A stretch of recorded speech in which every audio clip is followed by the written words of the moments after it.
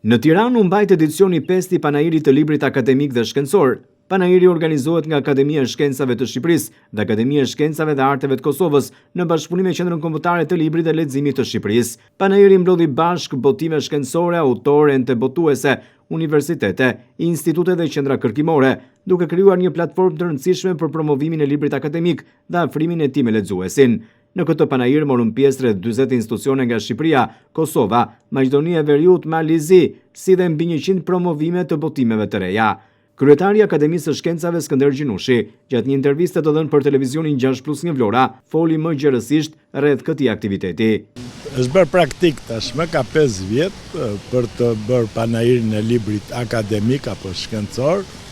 Kuptohet organizohen në 2 akademit, pra ne jemi si nismëtar, po në fakt kjo bëhet bashkëpunim me të shkollat e larta, pra me të institucionet kërkimore, shkencore apo arsimore.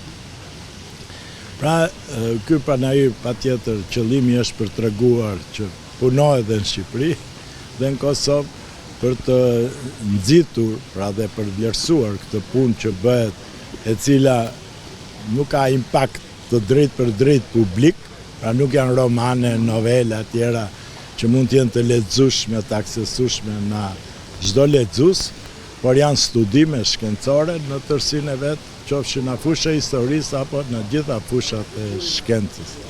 Pra kjo është shumë e rëndësishme pikërisht për të sensibilizuar, për të promovuar, për të vlerësuar punën që bëjnë gjenerata të tëra komuniteti shkencor në Shqipëri dhe Kosovë dhe për të thënë që ka rezultate tashmë të krahasueshme dhe me homologët tanë në rajon edhe më gjerë, sepse nëse flasim për integrim evropian. Ky panair synon promovimin e arritjeve më cilësore në botimet akademike, shkencore dhe universitare dhe promovimin e figurës dhe personalitetit të shkencëtarit e studiuesit shqiptar në hapësirën barkombëtare.